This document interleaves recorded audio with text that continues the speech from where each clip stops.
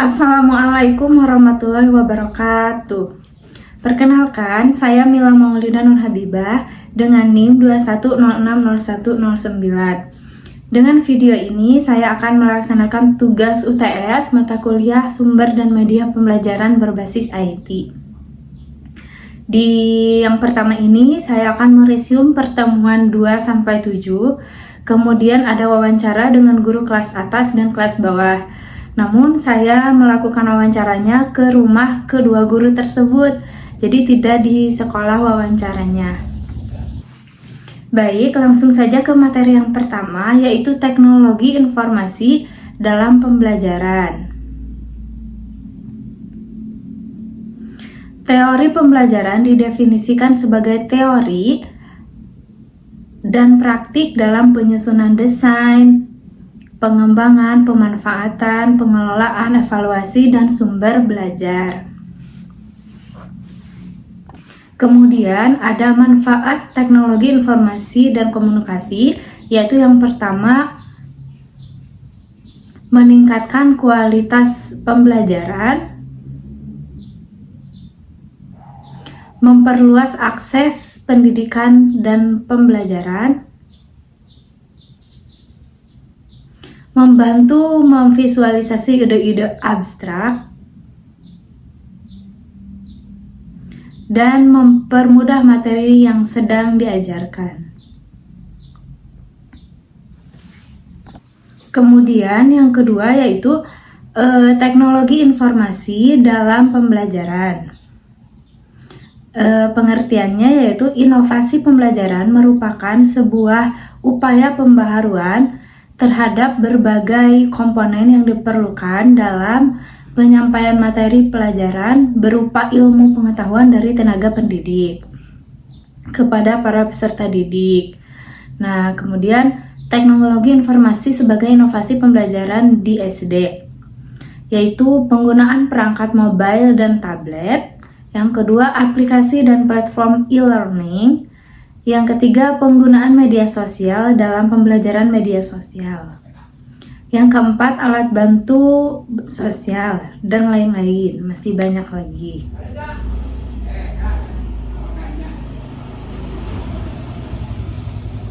Kemudian yang ketiga ada konsep dasar multimedia, yaitu multimedia terdiri dari dua kata, yaitu multi dan media. Multi adalah kata dari bahasa Latin yaitu nouns yang artinya banyak. Sedangkan media adalah kata dari bahasa Latin yaitu medium yang memiliki arti perantara. Kemudian ada karakteristiknya yaitu merupakan sistem yang dikontrol oleh komputer. Lalu yang kedua merupakan sebuah sistem yang terintegrasi.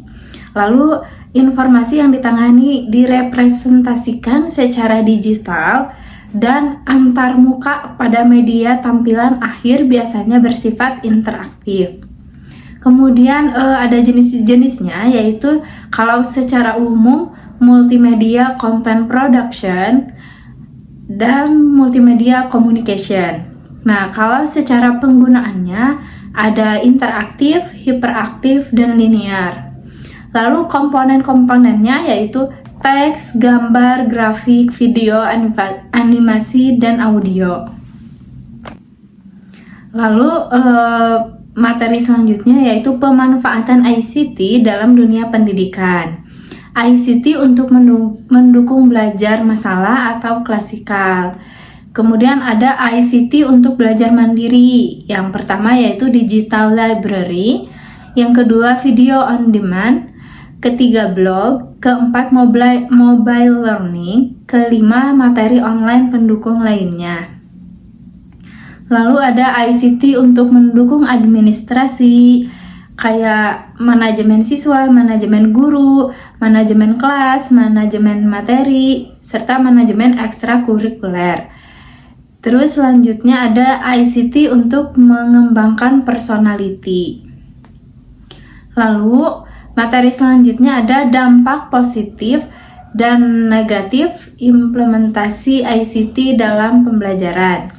Dampak positifnya, aksesibilitas menjadi lebih luas, pembelajaran menjadi lebih menarik, adanya pengembangan keterampilan teknologi, kemudian terciptanya kolaborasi dan komunikasi.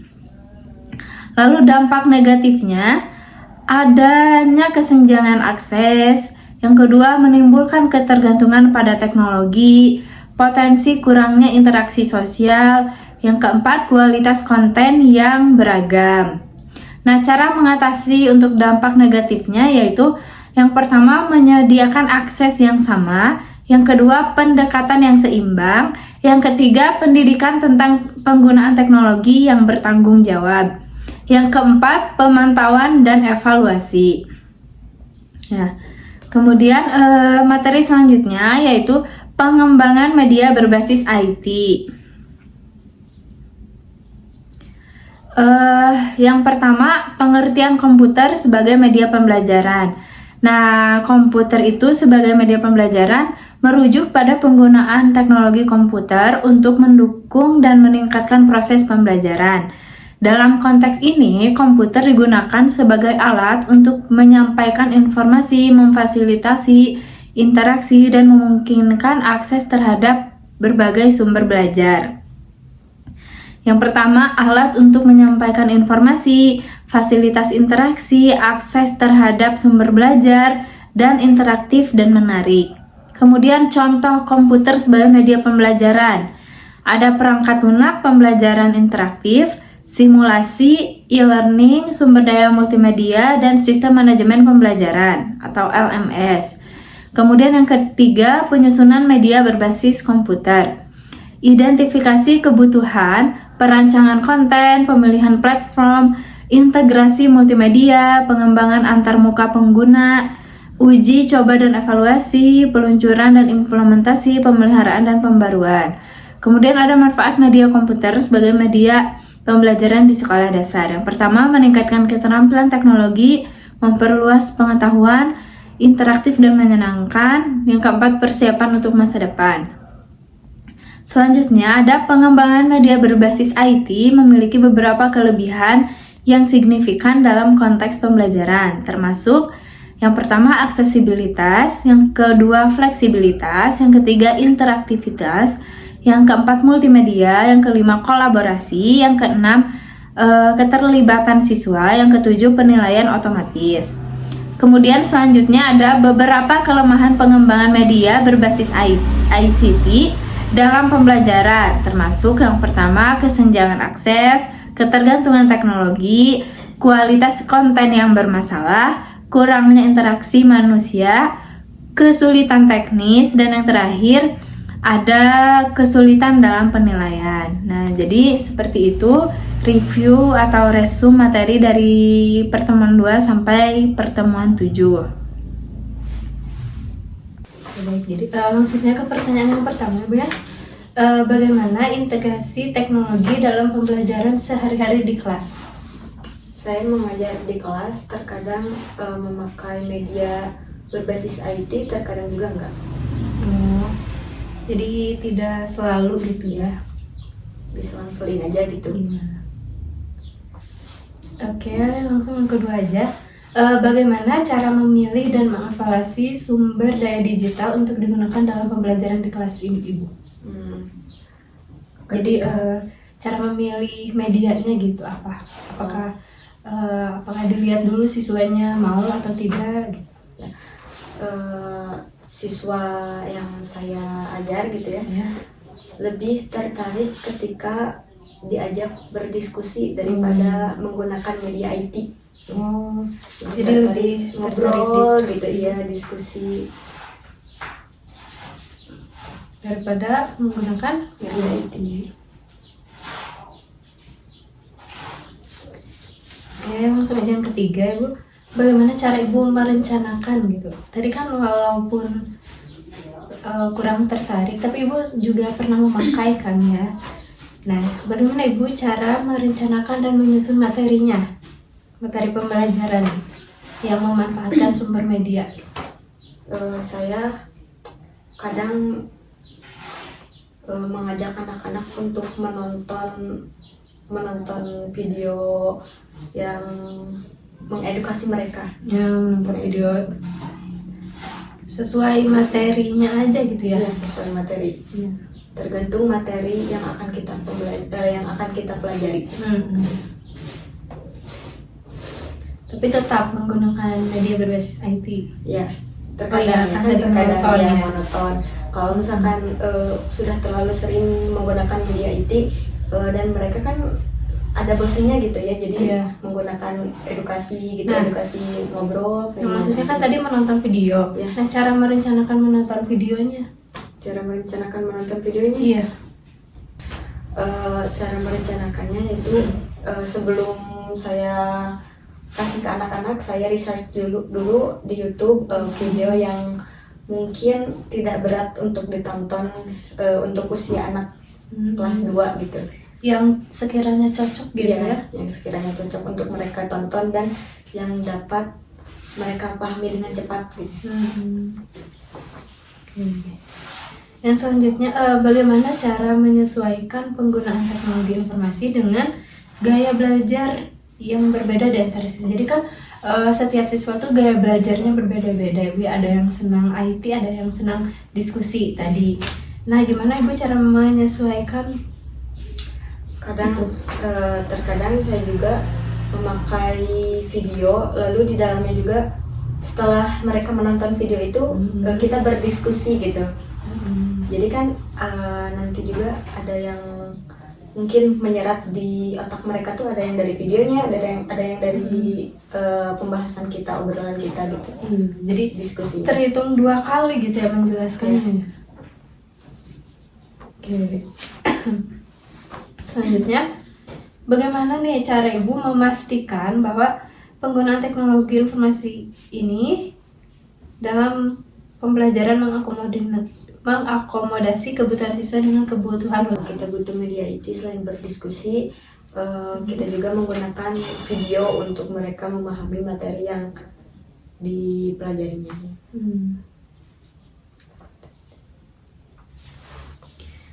Lalu nih, cara memfasilitasi kolaborasi antara siswa menggunakan teknologi informasi dalam pembelajaran. Fasilitas medianya gitu, apakah Ibu dari sekolah atau dari Ibu pribadi? Kalau dari fasilitas sih dari sekolah ya, memakai proyektor sekolah, menonton gitu kan. Jadi sudah ada gitu ya? Ya, sudah ada. Nggak ada hambatannya gitu ya? Alhamdulillah. Yang selanjutnya, apa media berbasis IT yang pernah digunakan dan sering digunakan dalam pembelajaran? Proyektor. Dan laptop. Ya tadi ya? Ya, Video. Video.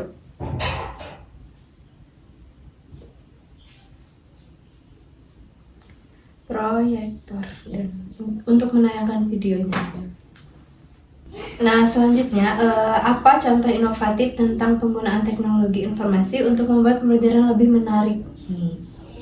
Menurut Ibu apa? Selain tadi menonton video, apa sih yang lebih menarik bagi anak-anak?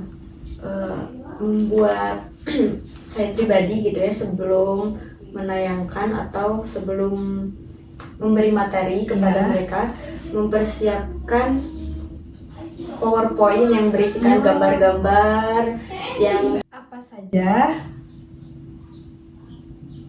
apa saja hambatan atau kesulitan nih dalam pembuatan atau penerapan media berbasis IT-nya? Mungkin terkadang listrik gitu ya, listrik di sekolah mati secara tiba-tiba gitu.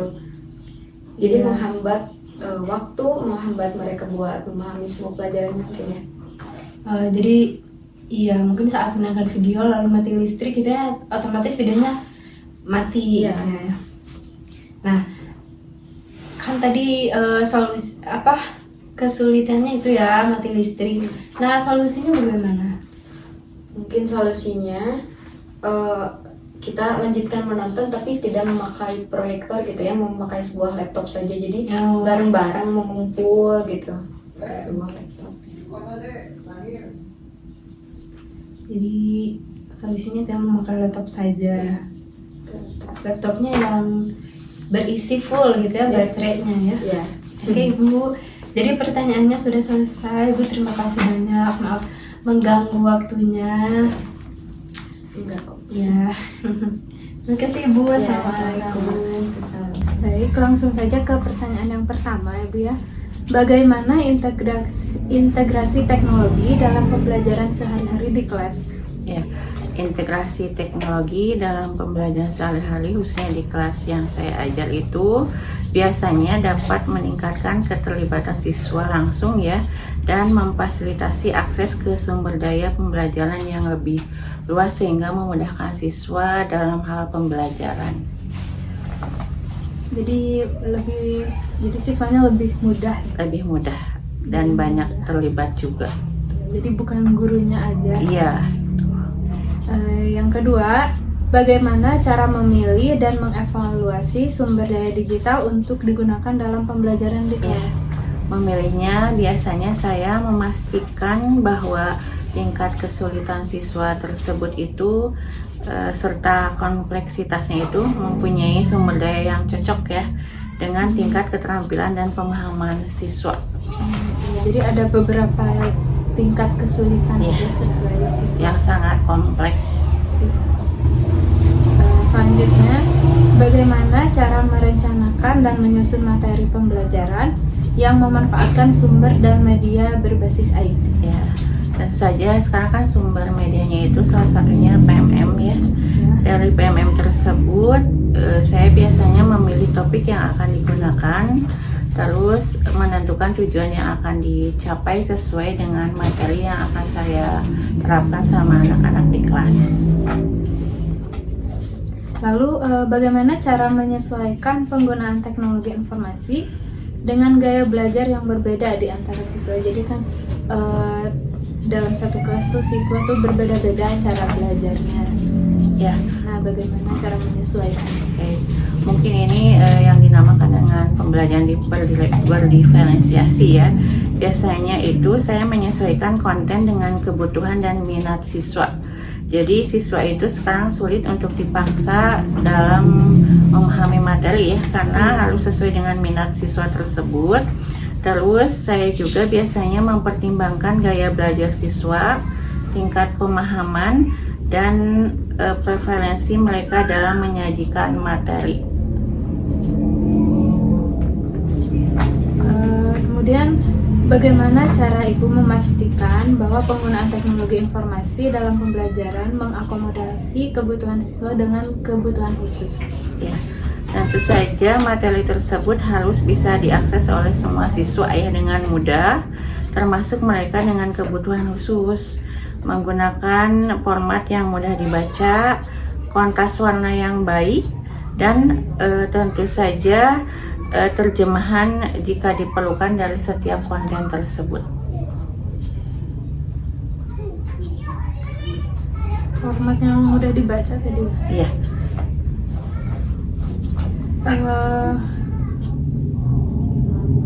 Yang selanjutnya, apa media berbasis IT yang pernah digunakan dan sering digunakan dalam pembelajaran sehari-hari? Biasanya saya menggunakan PPT, terus LKPD juga disajikan dalam konten-konten yang menarik itu dengan tentu saja dengan bahasa yang tidak rumit agar anak-anak mudah untuk memahaminya. Juga anak-anak biar tidak bosan. Ya, tidak bosan dan mungkin sangat tertarik dengan pelajaran kita. Kalau contoh inovatif tentang penggunaan teknologi informasi untuk membuat pembelajaran lebih menarik dan menarik bagi siswa itu apa? Ya itu tadi bisa PPT, terus bisa berkelompok. Sekarang kan zaman game ya. Iya. Terus saya juga biasanya di sela-sela pembelajaran itu ada SPI-nya. Tentu saja itu dengan ketidakpaksaan siswa ya, artinya dengan kemauan siswa itu sendiri. Dan biasanya pembelajaran cepat selesai dengan waktu yang sangat tidak terasa. Kalau untuk hambatan atau kesulitan dalam pembuatan maupun penerapan media yang dirancang. Ya, biasanya itu karena kita ngajarnya di SD ya, jadi anak-anak mungkin ketika mau belajar tuh, Bu ini bagaimana, Bu itu bagaimana gitu. Terus banyak nanya, terus dari segi teknologi atau dari segi teknis juga arus listrik di sekolah itu yang tidak normal, artinya karena banyak pemakaian mungkin ya. Terus kadang kan pada saat ini suka ada pemadaman bergilir, tentu saja itu mengganggu aktivitas kita di kelas.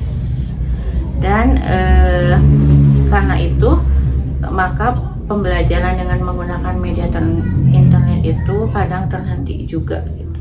Karena memang siswa SD itu jarang yang membawa HP ke kelas. Iya, jadi emang harus dari gurunya. Iya. Nah, kalau untuk solusinya bagaimana? Nah itu tadi biasanya kan saya itu kan ada 2 laptop ya, terus 2 HP. Kadang di sekolah juga saya pinjam laptop sekolah itu 2. Nah itu kan udah ada 6 ya, dan satu kelas itu kan ada 36 siswa. Berarti 36 dibagi 6, dan saya pinjam tuh, saya kasih ke anak-anak selama pembelajaran saya media tersebut untuk memudahkan saya dan anak-anak juga dalam hal belajar supaya materi cepat tersampaikan. Supaya materi tetap tersampaikan, juga menggunakan media berbasis IT. Ya. Dan anak-anak tetap menggunakan gitu. Jadi tidak ada hambatan tadi ada, cuma yaitu salah satu solusinya. Oke, baik Ibu, terima kasih. Terima kasih waktunya. Saya ucapkan terima kasih. Wassalamualaikum warahmatullahi wabarakatuh. Waalaikumsalam warahmatullahi wabarakatuh. Berdasarkan wawancara kepada 2 orang guru, yaitu guru kelas atas dan kelas bawah, dapat disimpulkan bahwa kalau guru kelas atas integrasi teknologi dalam pembelajaran sehari-hari di kelasnya yaitu untuk meningkatkan keterlibatan siswa. Kemudian cara memilih dan mengevaluasinya yaitu tingkat kesulitan dicocokkan dengan siswa gitu. Kemudian cara merencanakannya yaitu memilih topiknya dulu, terus menentukan tujuannya, dan cara menyesuaikan penggunaan teknologi yaitu berdiferensiasi sesuai minat siswa, gaya belajar siswa. Kemudian media berbasis IT yang pernah digunakan dan sering digunakan yaitu PPT, LKPD, tentunya dalam konten yang menarik. Kalau guru kelas bawah terkadang memakai, terkadang tidak gitu. Lebih tertarik diskusi atau ngobrol dibandingkan memakai media pembelajaran IT. Kemudian medianya yaitu PPT atau video dari YouTube. Seperti itu, mungkin dari saya cukup sekian. Wassalamualaikum warahmatullahi wabarakatuh.